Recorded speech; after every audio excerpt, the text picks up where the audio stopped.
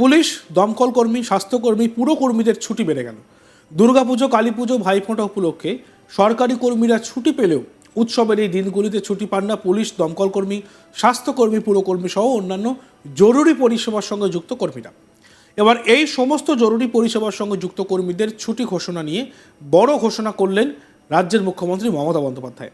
এতদিন এই জরুরি পরিষেবার সঙ্গে যুক্ত কর্মীরা 10 দিনের বিশেষ ছুটি পেতেন। এবার থেকে এই ছুটির পরিমাণ বাড়িয়ে বছরে 15 দিন করে দিলেন মুখ্যমন্ত্রী। শুক্রবার 15ই নভেম্বর বিরসা মুন্ডার 150তম 150তম জন্মবার্ষিকী উপলক্ষে নিউ টাউনের আদিবাসী ভবনে এক অনুষ্ঠানে এই ঘোষণা করেন মুখ্যমন্ত্রী মমতা বন্দ্যোপাধ্যায়।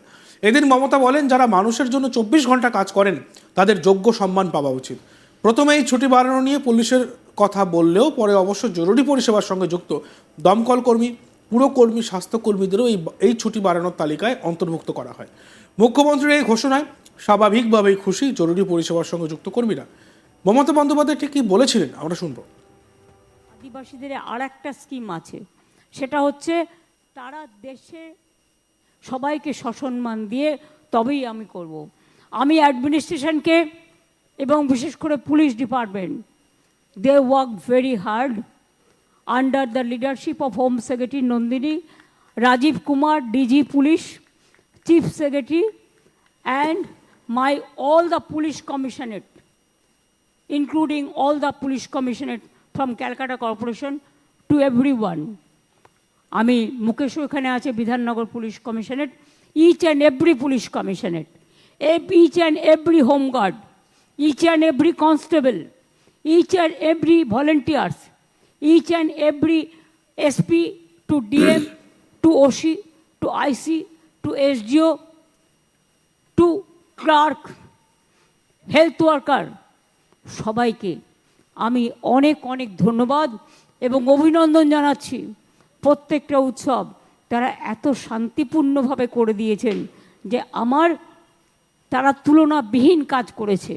আমি মিডিয়াকেও অনুরোধ করব, কখনো কোনো ছোটোখাটো ভুল হয়ে গেল নিশ্চয়ই আপনারা মিডিয়া ট্রায়াল করে গালাগালি দেবেন, কিন্তু প্লিজ মনে রাখবেন যে কাজটা যারা করে, আমরা যখন ঘুমাই তারা কিন্তু পাহারা দেয়, তাদের পরিবারের সাথে তারা সময় দিতে পারে না।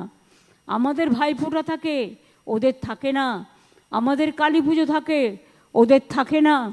আমাদের ছুটি থাকে, ওদের থাকে না। অনেক কষ্ট করে ওদের জীবন চালাতে হয়। তাই আমাদের পুলিশ অলরেডি 10 দিন মনে হয় তারা রিওয়ার্ড হিসেবে হলিডে পায়, যেহেতু তারা একদিনও ছুটি পায় না। আমি এটাকে বাড়িয়ে 15 দিন করতে বলবো এবং বিশেষ করে ফায়ার ব্রিগেডটাকেও এর মধ্যে ইনক্লুড করতে বলবো, and municipal workers and health worker also. তাতে কি হবে যে যারা কাজ করে continuous 24 hours, they must get their minimum respect এবং মানুষও জানবে। তবে এদিনের অনুষ্ঠানে বেফাঁস মন্তব্য করে বসেন মুখ্যমন্ত্রী। তিনি বলেন, আমি চাই আগামী দিনে এরাই অলিম্পিক জয় করবে। ভারত আজ পর্যন্ত অলিম্পিকে সোনা পায়নি, তোমরা পাবে, এই বিশ্বাস আমার আছে। সরকারি অনুষ্ঠানে ভরা মঞ্চে মন্ত্রী আমলাদের সামনে বেফাঁস মন্তব্য করে বসলেন মমতা বন্দ্যোপাধ্যায়। তিনি বলেন যে ভারত আজ পর্যন্ত অলিম্পিক্সে সোনা পায়নি। কি বলেছিলেন মমতা বন্দ্যোপাধ্যায় শুনবো। Salute to them. এদের যেন কোনো প্রবলেম না হয় কোনো ইনফ্রাস্ট্রাকচারের। আমি চাই আগামী দিন এরাই অলিম্পিক জয় করবে। ভারত আজ পর্যন্ত অলিম্পিকে সোনা পায়নি, তোমরা পাবে, এ বিশ্বাস আমার আছে। বসো প্লিজ।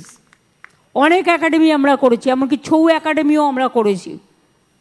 মনে রাখবেন, যারা ছৌ নাচ করে অনেকগুলো জাম্প করে, ওই জাম্প জিমন্যাস্টিক্সে কাজে লাগে। এরা ভালো জিমন্যাস্ট তৈরি হতে পারে। এটা আমি অরূপকে বলবো যে জিমন্যাস্টিক্সের ব্যাপারে এদের চান্স দিতে, কারণ এরা দুমুঠো খেতে, হয়তো এখন রেশন পায়, সকলে বিনা পয়সায় খাদ্য পায়, কিন্তু একদিন ছিল ওরা পেত না, পিঁপড়ে খেয়ে থাকতে হতো। আমি নিজে বেলপাহাড়ি থেকে যাত্রা করে দেখেছিলাম জৌগ্রামে গিয়ে।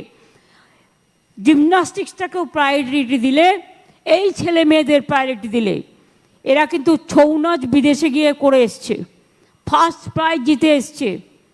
ইন্ডিয়াতে যেসব র্যালি হয়েছে তাতেও ফার্স্ট প্রাইজ জিতে এসছে। সুতরাং এরা আমাদের গর্বের। এটা মুখ্যমন্ত্রী জঙ্গলের অধিকার প্রসঙ্গে বলেন, জঙ্গল আগে লাল থাকতো, ক্ষুধার্ত থাকতো। তিনি এটি কি বলেছিলেন শুনবো আমরা। আমরা জঙ্গলটা ছিল আগে রক্তাক্ত, ক্ষুধার্ত, শোষণাক্ত। সেই জায়গা থেকে আজকে জঙ্গলে আমরা শান্তি ফিরিয়ে দিয়েছি, জঙ্গলের মানুষকে আমরা বাঁচার অধিকার ফিরিয়ে দিয়েছি, তাদের গণতান্ত্রিক অধিকার ফিরিয়ে দিয়েছি।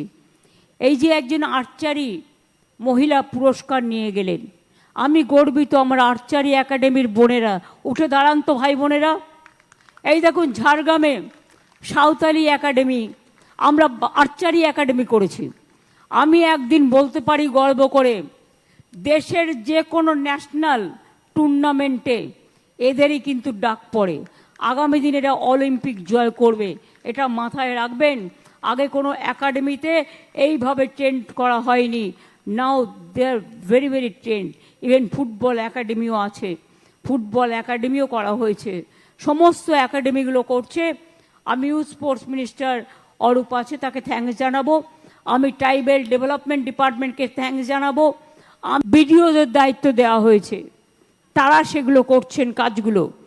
এগুলোকে আমি ভালো করে দায়িত্ব নিয়ে করতে বলবো। 155টা আমাদের ল্যাম্পস আছে। ফরেস্ট রাইটের অ্যাক্টের ফরেস্ট রাইট অ্যাক্ট মানে হচ্ছে বন্য অধিকারের যে আইন, সেই আইনের মাধ্যমে আমরা 48,953 মানে প্রায় 49,000 আদিবাসী মানুষকে ফরেস্ট পাট্টা দিয়েছি এবং 851টা কমিউনিটি পাট্টা আমরা দিয়েছি। ঝাড়গ্রামে কবি সাধু রামচাঁদ মুর্মুর নামে বিশ্ববিদ্যালয় হয়েছে ও নয়াগ্রামে পণ্ডিত রঘুনাথ মুর্মুর নামে সরকারি কলেজ করা হয়েছে।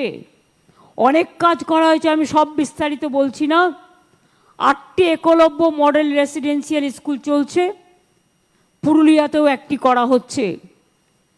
এছাড়া সম্পূর্ণ রাজ্য সরকারের টাকায় 9টি পণ্ডিত রঘুনাথ মুর্মু আবাসিক স্কুল চালু করা হয়েছে।